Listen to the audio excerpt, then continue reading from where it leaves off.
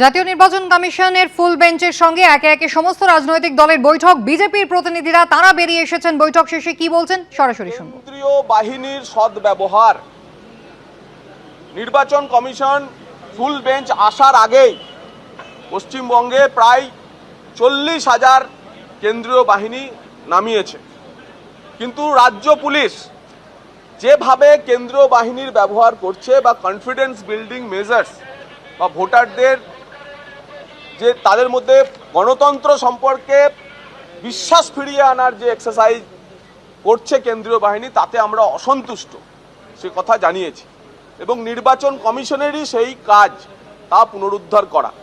যদি হিংসামুক্ত ভোট এবং ভয়মুক্ত পরিবেশ তৈরি করতে হয়, তাহলে পশ্চিমবঙ্গ পুলিশ এবং এখানকার সরকারি অফিসারদের যে তন্ত্র কাজ করছে, যারা চায় না ভোটাররা বেরিয়ে এসে নিজের ভোট নিজের দিক, তাদের বিরুদ্ধেও কঠোর, কড়া এবং উদাহরণযোগ্য ব্যবস্থা নেওয়ার আমরা অনুরোধ জানিয়েছি। কমিশন আমাদের কথা শুনেছেন।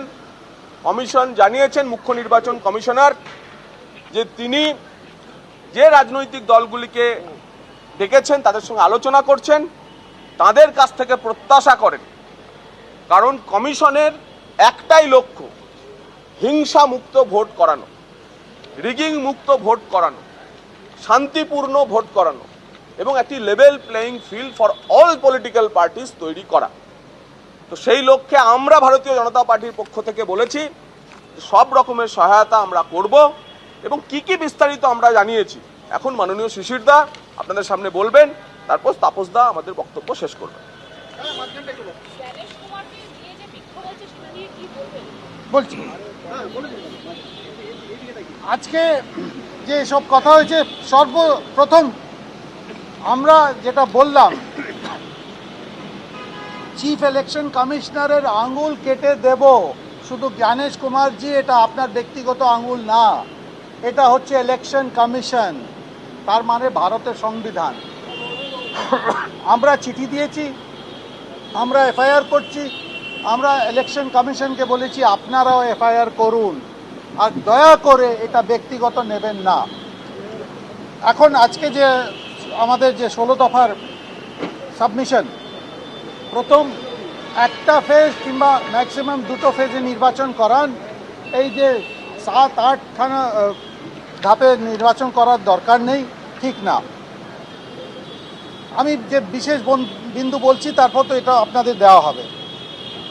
যেইখানে যেই সব বুথ পোস্ট পোল ভায়োলেন্স কিংবা ডিউরিং পোল ভায়োলেন্স দেখেছে, ওইসব হচ্ছে সেন্সিটিভ বুথ, ওইসব সেন্সিটিভ বুথ চিহ্নিত করুন। যেখানে 85%-এর ঊর্ধ্বে ভোট পড়েছে, সেন্সিটিভ, এমনি পড়ে না। সে যে কথা হলো, এখানে যে অলরেডি বাহিনী এসে গেছে, দেখা যাচ্ছে না কেন? এইখানে আসার সময় আমি কি দেখলাম, একেবারে যে শান্ত এরিয়া, ওখানে আমার চোখের সামনে রুট মার্চ হচ্ছে। আমরা দেখেছি গত নির্বাচনে রুট মার্চ হয় রাজপথে, যেখানে মানুষ থাকে না, শুধু গাড়ি যায়, ওখানে রুট মার্চ হয়। এইভাবে আমাদের রাজ্য পুলিশ কেন্দ্রীয় বাহিনীকে ব্যর্থ করে। যত লার্জ মাল্টি স্টোরি কমপ্লেক্স, এটা নির্বাচন কমিশনের রুল অনুযায়ী ওখানে পোলিং বুথ হওয়া দরকার। এরা কি করে, স্থানীয় পুলিশ গিয়ে একটা অবজেকশন চিঠি নিয়ে আসে, ওটা হবে না। আপনারা যখন গাড়ি তোলেন রাস্তা থেকে, কি অনুমতি নেন মালিকের? আপনার অধিকার আছে, আপনি গাড়ি তোলেন, আপনার অধিকার আছে ওখানে বুথ করুন, এটা আপনার নিয়মের মধ্যে। West Bengal police welfare organisation, কুখ্যাত সংগঠন, এটা নাম খুব ভালো নাম, West Bengal police welfare organisation. এটা কিছু না, এটা তৃণমূলের ফ্রন্টাল অর্গানাইজেশন। এইখানে এই রাজ্য, এখানে পুলিশের ভোটও লুট হয়, পুলিশের ভোট এইখানেই লুট হয়। এটা ইমিডিয়েটলি যত এদের অফিস সব ব্লক করুন। পোলিং ডে 2 স্তরে পোলিং ভোটারকে চিহ্নিত করুন।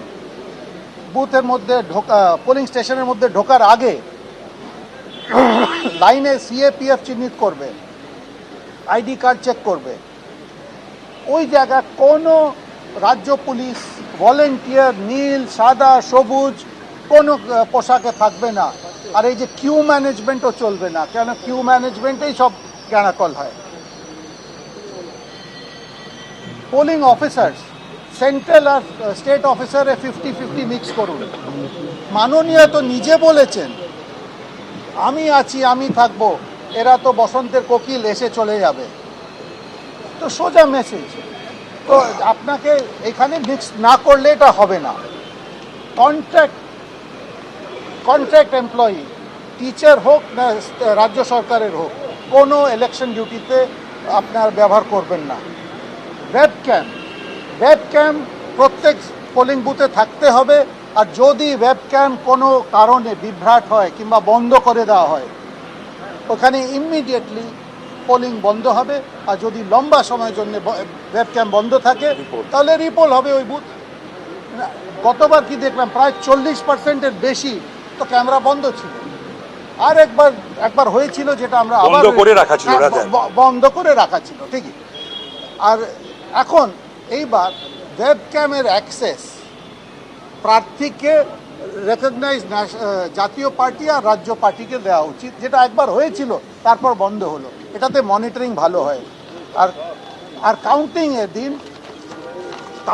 দিন আবার শুধু কেন্দ্র ফোর্স থাকবে আর কাউন্টিং অফিসাররা 50-50 মিক্সে হবে। তাপস দা, না আমি আগে বলে নি আমারটা, ওই বলবে, ওই বলে দাও তাহলে।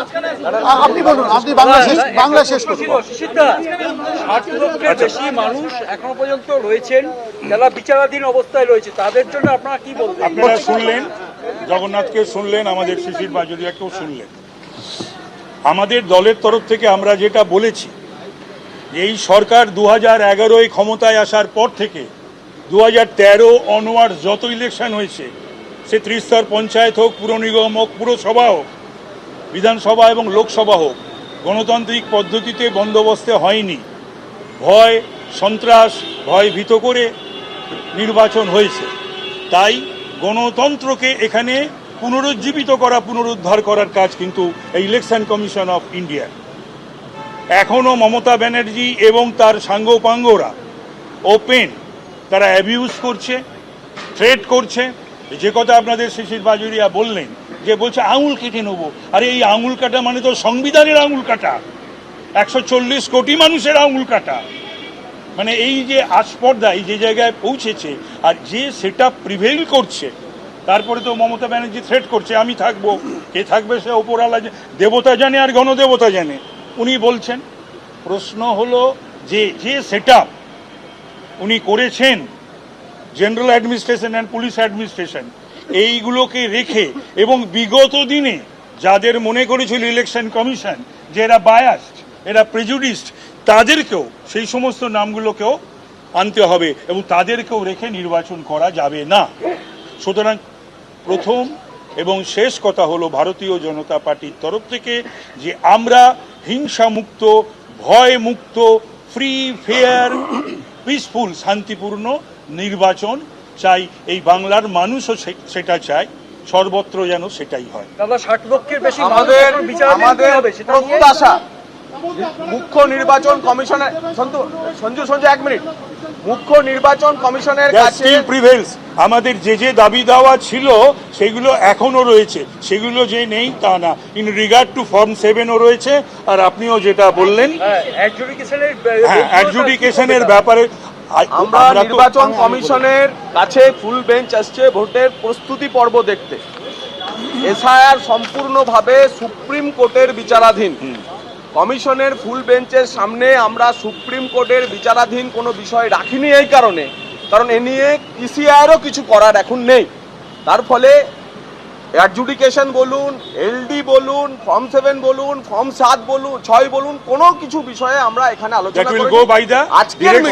আজকের মিটিং ছিল পোল প্রিপেয়ার্ডনেস নিয়ে। সুপ্রিম কোর্ট, আজকেই মামলা আছে সুপ্রিম কোর্ট, আজকে 9 তারিখ। সুপ্রিম কোর্ট এ নিয়ে যেমন সিদ্ধান্ত নেবে তা পশ্চিমবঙ্গের সমস্ত রাজনৈতিক দল এবং ইলেকশন কমিশন মানতে বাধ্য। আমরা আমাদের প্রত্যাশা এবং অসন্তোষের কথা মুখ্য নির্বাচন কমিশনার সহ ভারতের নির্বাচন কমিশনের ফুল বেঞ্চের সামনে রাখার পরেতে দেশের মুখ্য নির্বাচন কমিশনার শ্রী গণেশ কুমার আমাদের কাছে যখন সহযোগিতা চেয়েছেন তখন একটি নির্দিষ্ট কথা বলেছেন এবং যা আমাদের কাছে অত্যন্ত আশাব্যঞ্জক মনে হয়েছে। আমরা আমাদের বক্তব্য শেষ করার পর জ্ঞানেশ কুমারজি তার ভোটের যে ভোট দেওয়ার যে লোগো, ইলেকশন কমিশনের যে লোগো, সেটা তিনি দেখিয়েছেন। বলেছেন যে এই যে আঙুল, যে আঙুলের উপর কালি লাগে, সেটা কোনো ইন্ডিভিজুয়াল মানুষের আঙুল না, একজন ভোটারের আঙুল না। ভারতীয় গণতন্ত্রকে বাঁচাতে এই আঙুলের পেছনে 140 কোটির দেশবাসীর ক্ষমতা এবং শক্তি রয়েছে। তাই ভারতের নির্বাচন কমিশনের এই আঙুলই হচ্ছে ভারতীয় গণতন্ত্রের সবচেয়ে শক্তিশালী বার্তা। अच्छा, ये भी बताइए कि what is the discussion, what have you demanded in front of the election commission and what have they said? मैं हिंदी में आ जाता हूँ। उसके बाद अंग्रेजी में चलिए। हाँ, इधर हो। अच्छा नबुजदा, एक सेकंड, आगे हिंदी करते हैं फिर अंग्रेजी। हाँ हाँ हाँ, जो भी देखिए, आज भारतीय जनता पार्टी का जो प्रतिनिधि दल फुल बेंच से मिला, उसमें हम 3 लोग थे, जगन्नाथ जी, तापसदा और मैं। हम एक 16 बिंदुओं का ज्ञापन उनको दिए हैं, जिसमें प्री पोल है, पोलिंग डे है और काउंटिंग डे है।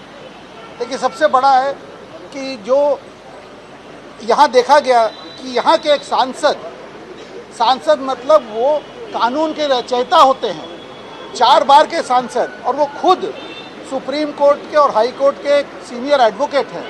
वो बोलते हैं कि चीफ इलेक्शन कमिश्नर का उंगली काट दूंगा। हमने ये बोला शुरुआत में कि महाराज, ये आपका व्यक्तिगत उंगली का बात नहीं है, आप इसको व्यक्तिगत ना ले, ये इलेक्शन कमीशन का बात है, ये हमारे देश के संविधान का मर्यादा है। और आपसे अनुरोध है, हम आपको चिट्ठी भी दिए हैं, आप एक FIR स्वयं फाइल कीजिए। और इसको बार बार बोलता हूँ, ये ज्ञानेश कुमार जी का मामला नहीं है, ये इलेक्शन कमीशन हमारे देश के मर्यादा का है।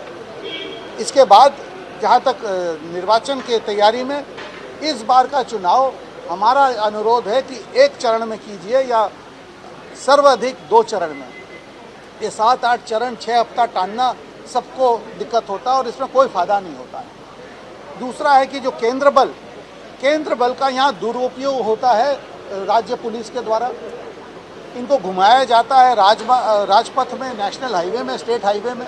एबीपी आनंद एगिए थाके एगिए राखी।